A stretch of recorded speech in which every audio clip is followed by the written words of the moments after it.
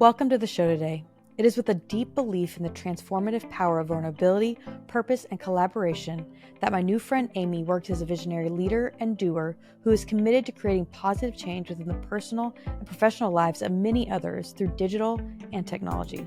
Amy is an experienced business leader, creative, speaker, facilitator, and podcast host who is known for her fearless leadership as Together Digital's owner and chief empowerment officer. With a remarkable background as an award-winning creative director, Amy spent nearly 14 years crafting compelling digital and video content for renowned brands such as Ford, Pringles, Febreze, Pantene, Gillette, Folgers, Biore, Jergens, Walmart, Blue Cross Blue Shield, Humana, and Fifth Third. Now, as the biggest champion and CEO of Together Digital, Amy proudly safeguards and nurtures the organization's mission of inspiring and empowering women across the digital space. With her exceptional leadership and her passion for making a difference, Amy is an unstoppable force across the industry, and as you'll see today, her core desire is to create a lasting impact wherever she goes. Enjoy the episode. Amy, welcome to the show today. Thank you so much. I've so been looking forward to this. You are such an incredible person. I really enjoy getting to know you and your community over the last few months since we first connected. So excited to talk about all of that today. Me too. Thank you so much for having me on again. It's a pleasure. Yeah, let's start with how you have mentioned multiple times that Together Digital found you versus you finding it. What was that journey like? Yeah, it was unexpected is probably the best way to describe it. It's funny how things come into your life at a certain point in time when you don't even sometimes realize you need it the most. Together Digital is a national networking organization of women who work in digital marketing, advertising, and technology. It was once known as Women in Digital. And in 2016, I was working as a very burnt out creative director, relatively numb, I would say. I don't even know if I would know I was burnt out. I was so numb, just kind of going through the motions, doing the things, working, my 60, 70 hours a week while pregnant with my second kid and raising my 3-year-old daughter. And, I loved my work and the work that I did, and especially the people that I worked with. But, the higher I got in my role and the more responsibilities I received, the more isolated I felt. And I found that really odd. A lot of times we are working towards a goal that is a salary or a title. And you think somehow with that comes this great satisfaction in the sense of belonging and connectedness. And I didn't feel that. I really kind of felt disconnected. And I felt a little lost. And the founder of the organization found me on LinkedIn and reached out and said, I am starting a women's organization to help support women who work in our field.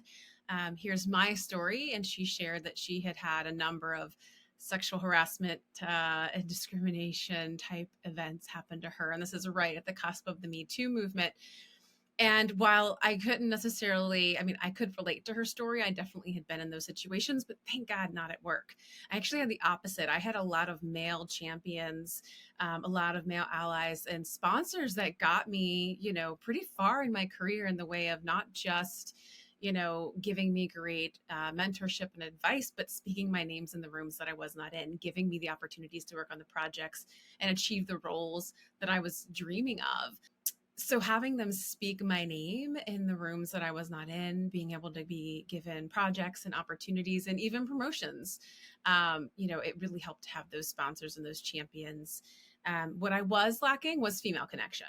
I was bullied a lot as a kid in school, mostly by girls. So I kind of chose at a young age to be a bit of a tomboy, hang out with the guys. And I kind of just rode that train until I was in college. Had a few close female friends, but just have always found it easier. And again, I was in a very male dominated industry to be working with guys. And so, I didn't realize that that's what I needed at the time. Again, like I said, it's like these things that come into your world and your universe that you don't necessarily know you need yet. But once I joined and became the first board president of our Cincinnati chapter and helped to start that, did I realize I was like, oh, this is what I've been hungering for. Is more collaboration with other women, more time with other women who are going through the same things I'm going through. But it also gave me the opportunity to learn and grow as a leader. I'd been leading creative teams for a number of years at that point, but none of them prepared me to be a board president of 12 female volunteers that were all very driven A-type women. So I, through volunteerism, not only got to serve my purpose and find some kind of new me time, I also got the opportunity to, really start to form strong female relationships by being a member, having a peer group, being on the board, and then, like I said, getting leadership experience that I didn't know I needed. Yeah, very cool. I loved a couple points you made there around how you had gotten to a point of what you initially thought was a success level you wanted to achieve, but then Yeah. there it was very isolating. And Mm-hmm. I think as a woman in tech, a lot of us have been in situations where like you're crushing it or Mm-hmm. you're working in your dream job and you're Yeah. like, whoa, this is like really lonely and isolating. Yep. And who do I talk to and who do I connect with about this? And it takes intentionality Yeah. to go find those people that can be your personal champions, Right. your board of directors, whatever you want to call it. The Mhm. other point I like that you made was the tomboy Yeah. blessing or curse, whichever way you see it. Uh-huh. Guilty is charged too. I mean, Yep. growing up playing drums and being athletic, like I was just a tomboy, and I was Yep. fine in a consistent community of mainly men. But I realized that there's a lot of different perspectives and different types of support that can come from female connections, but you have to go find it because in tech it's a Mhm. lot less readily available. And so that's what your community has been putting together, which is Yes. so encouraging. And I need to even get further involved there and start to find Yeah. more of my tribe of the people that are there that can just bring a different perspective. I mean, my executive coach was a female just because I Mhm. knew she brought a really unique perspective Yeah. that could help me to grow and change in different ways in my career than maybe a male coach would have. No, absolutely. It's one of those things I talk a lot about in tech, specifically about the broken rung. As women begin to climb, there's this thing called motherhood, becoming a caretaker, family planning, because it may not even be possible to reach motherhood for some women. And, I think we're so busy sometimes working on climbing that ladder and making the climb that we don't slow down to look around us. And we don't realize by the time we get to that broken rung, it's like if that rung gives and breaks, who do you have to rely upon? And that's what's really unique about Together Digital, as well. We're all women who work in digital marketing, advertising, technology. We're all human, and we're not afraid to share the really reals of what's going on. We don't like to talk about success without strife. We don't pretend that we're perfect and we've got it all figured out. It is about sharing your open and honest story and experience as a part of how you help uplift others so that they know that they're not alone. Whether they're a job seeker, a working mom, a caretaker, a middle aged woman, a woman over 60. We've got a number of members of women who are over 60 that are still badass, top of their game, have so much to give, but then they've got the double whammy of not just the gender bias, but the age bias. So, really, kind of as a community, giving them that safe space to be able to encourage one another, share their knowledge, share their power freely and unabashedly and vulnerably is super powerful. And I just don't know of many other spaces I've ever been in personally that I felt the ability to do that nor witnessed it. Yeah, very cool. Well, no topic seems off limits. I got an email today, money and emotions. I was like, Yes. oh, cool. Like, that sounds interesting. I'd like to hear Uh-huh. what that's about. So it's talking about your career path and how you get higher compensation. How, I'm sure on the other end, how you manage your money. Like these things you Yes. don't learn in school. Mm-hmm. And maybe if you do, you get, one person's biased opinions or view on it. But now Mm-hmm. you're exposing it to a wide community of like-minded people, other women Right. my same age, my same, maybe community, etc., Mm-hmm. and what their experiences are in this specific case with money and emotions. But I'm sure wide-ranging topics. What are some of the top topics that you guys like to be consistent in communications and maybe Slack channels about?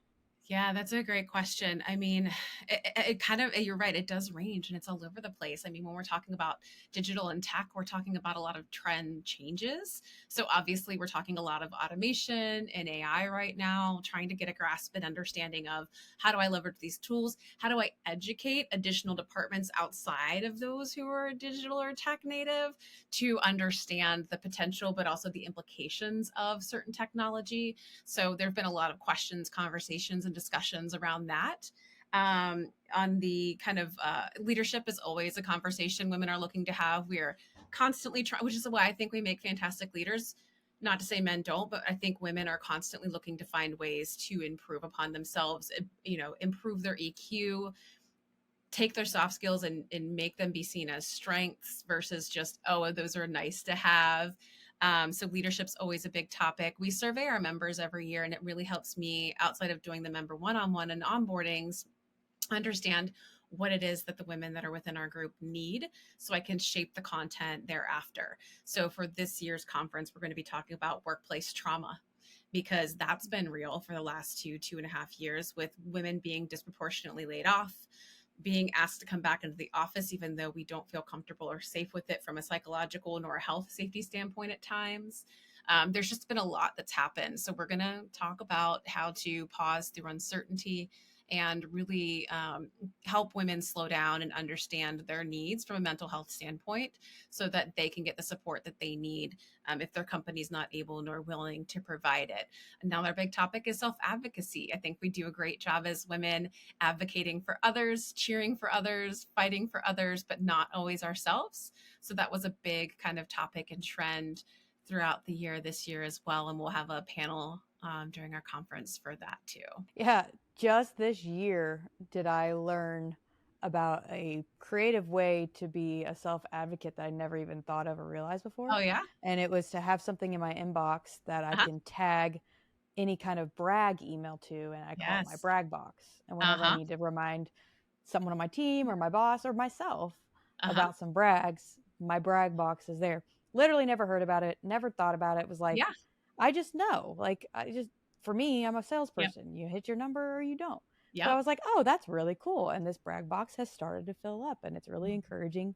That's And if awesome. nobody sees it, or if Right. It's just for I you. do get to share it one day, like it's really cool. And it's been You should. helpful and encouraging to be like, oh, it's okay to brag. Yes, well, we have a channel for that. I feel like I could say that about just about Love anything for it. Together Digital. We do have a lot of channels, which is also why I do one-on-ones and onboarding. So just be like, let me tell you the ones you need to really look at because there's a lot here, a lot of good conversations. And that is our wins channel. Everyone is worth celebrating. So it's like no matter how big or small, I'll be on a call sometimes with a member and they'll share a little win. I'm like, have you put it in the wins channel? And they're like, well, no, why not?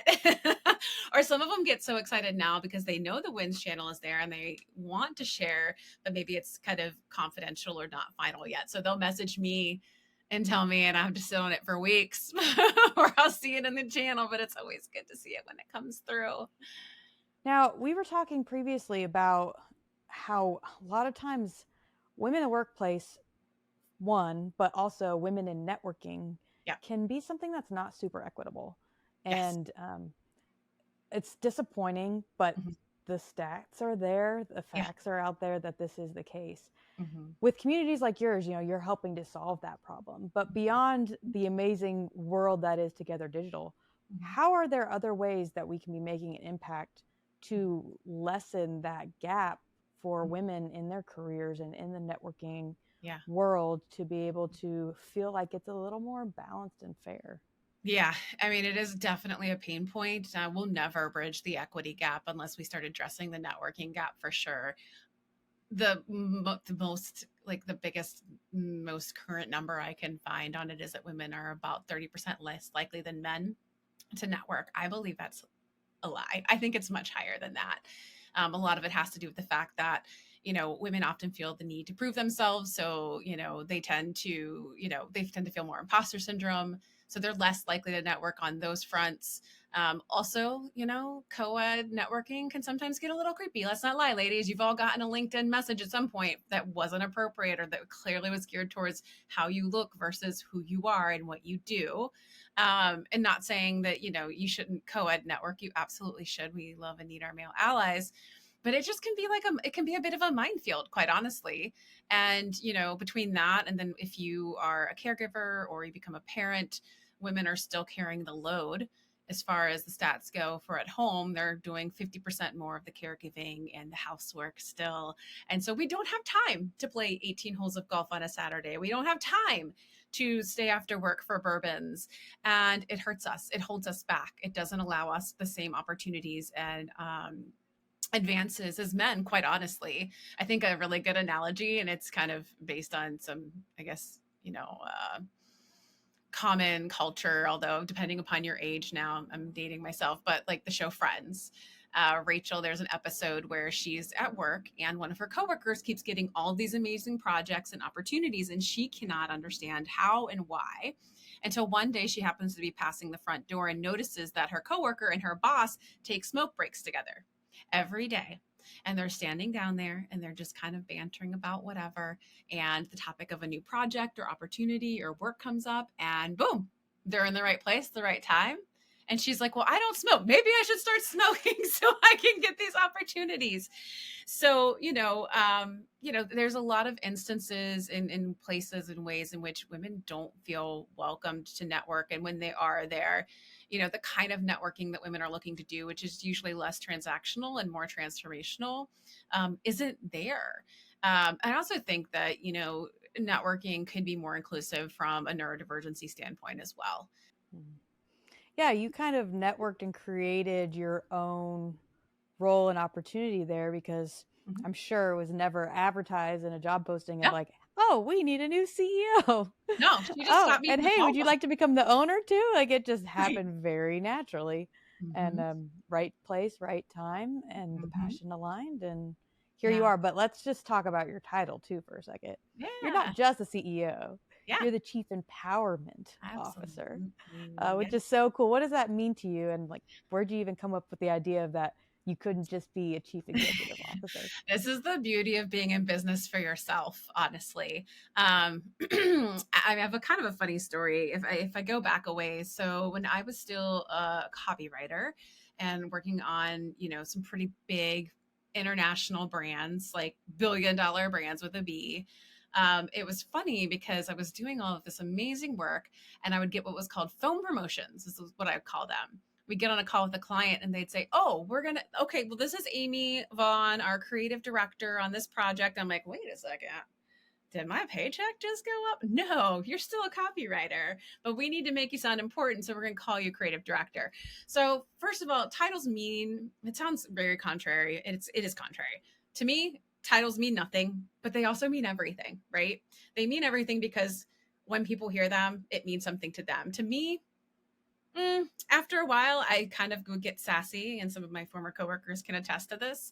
I would change my title at the bottom of my email signature because I kept getting all these. I was associate creative director one day, creative director another day.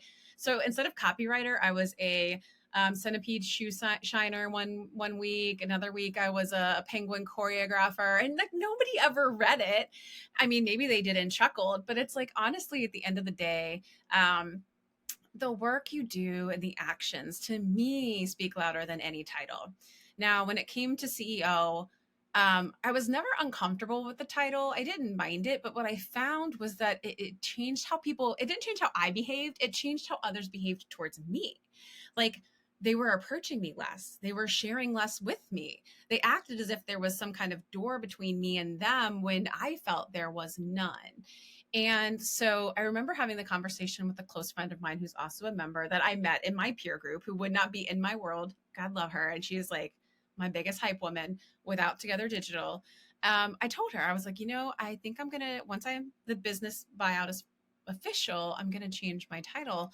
And she says, why? Like, you earn that title. You deserve that title. You are the CEO. And I was like, yeah. I agree. But there's just something in me that wants to take a different approach to this. And I don't even know exactly how or when it came to me, but at some point I was like, oh, that E stands for empowerment. That's what I'm here for. That's what I get up and work hard to do every day. Executive to me doesn't really mean a whole lot. I'm still a human. I run the day-to-day business operations. But yeah, I love that it still spells CEO for those who are very, titles matter. And then for everyone else, the chief empowerment officer, I think just gives a better holistic understanding of everything I do, like every choice I make, even from an operations standpoint, is how can we improve the member value? How can we show up for our women better?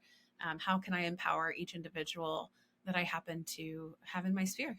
Well, let's just brag for a minute on some of these people who are within your community, within your Mhm. spheres, you call it. Maybe two, three individuals that pop to mind and like really cool things they're doing in the digital world. Yeah, absolutely. One of them that comes to mind is a VP of operations on the business ops for the tech side of a very large organization. And she, to me, is the epitome of what just the new age of leadership is and looks like.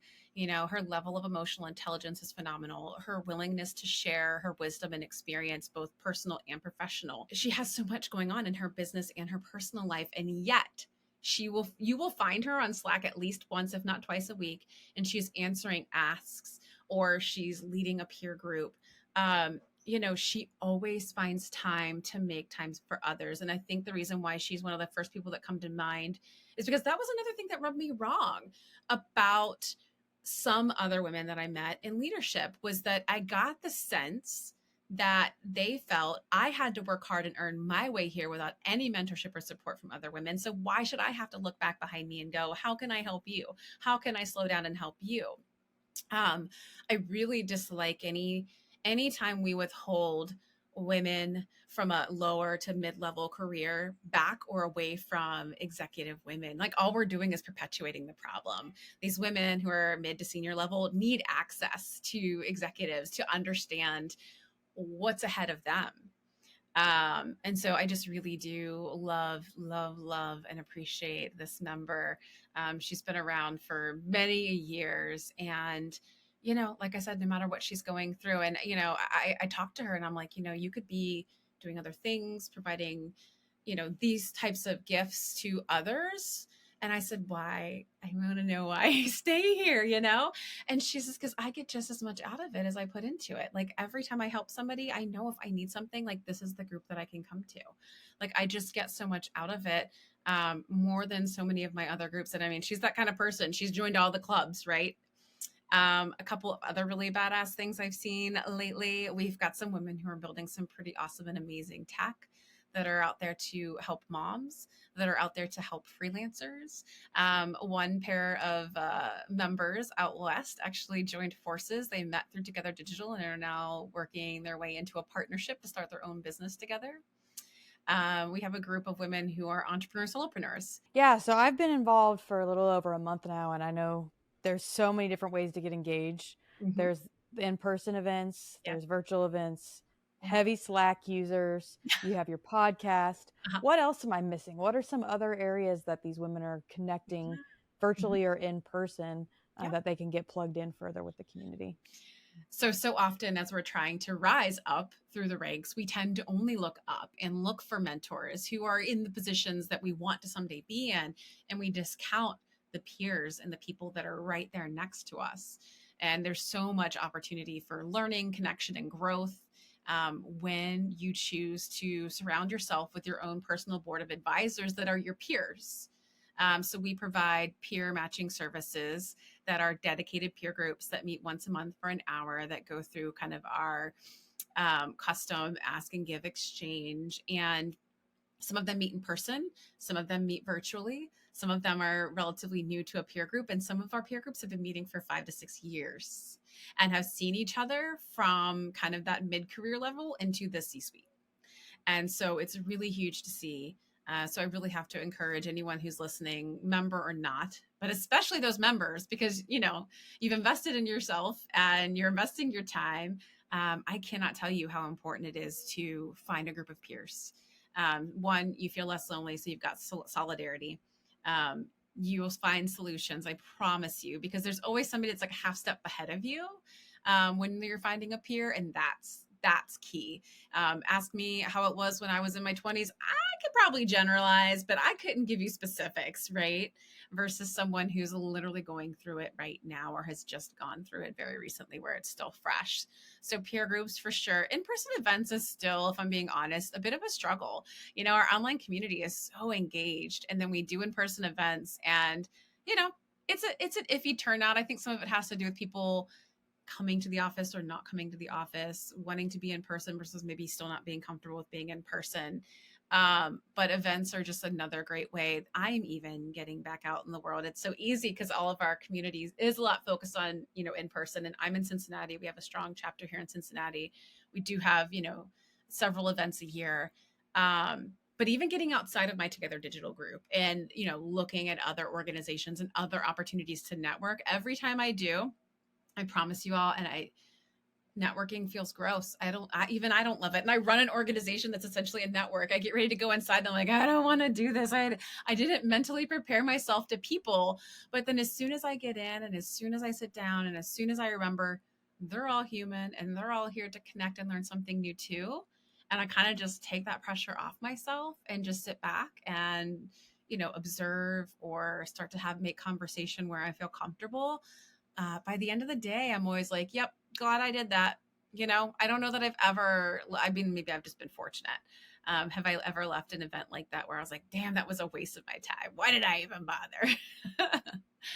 Now, I'm curious because I've been listening to some of your previous podcasts and Yeah. gotten to know you a little bit recently, that you talked a lot about before coming into the Together Digital community, you were really burned out, Mhm. lacking balance, working crazy hours, and just almost in a numb state. Yeah. But now that you've done such a great job integrating work and life, I would think Mhm. it's even harder to find balance now because you just want to always be Mhm. serving your purpose. So now that things have flipped a little bit, I'm curious how you've approached that subject and still make sure that you're at all your kids' Yeah. social events and that you're able to stay fully engaged in your Mhm. family life as well. That's a great question. I think that's another benefit of owning your own business is I own my calendar.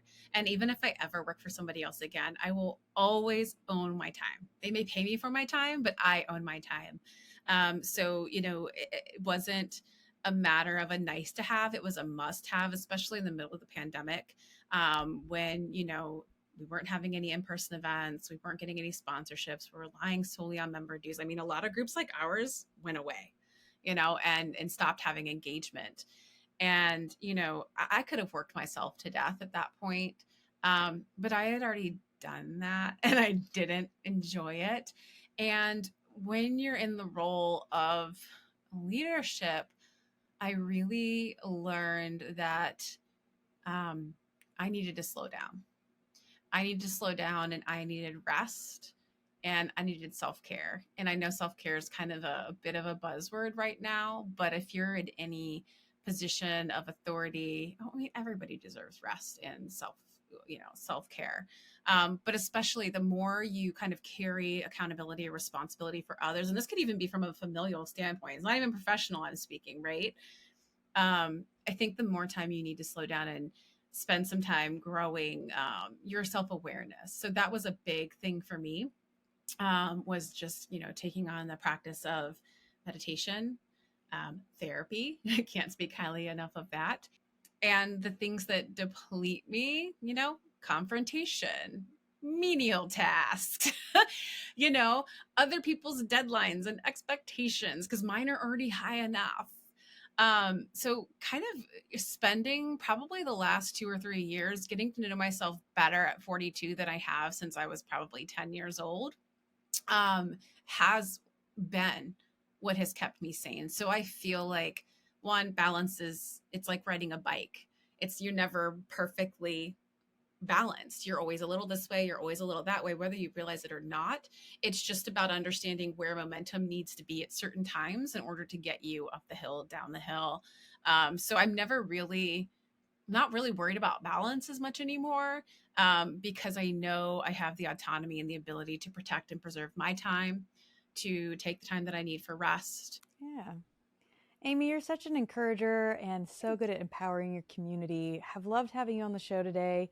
For those that don't know the community yet, it's Together Digital. Check it out. There's actually an initial free trial that they offer, Yep. and you get to have an onboarding session with Amy. So you'll see Absolutely. a familiar, friendly face. I appreciate it. Thank you so much. Yeah, I love that you've joined and that you're checking out the community and just helping us get the message out. Awareness is the biggest thing. There's lots of groups kind of like us out there doing it. And I love talking to and working with others, women's groups. So if you are one and you want to chat, like, let's talk. We have to work on this and got a lot to fix together. So the opportunity to collaborate, I always love. But yeah, if you're looking for community connection and the ability to grow your career all at the same time, yeah, I can't think of a better place. I love it. We'll send all the information into the show notes, all the links where you can find Together Digital and get plugged in. So thanks, Amy. We'll see you again here soon. Thank you.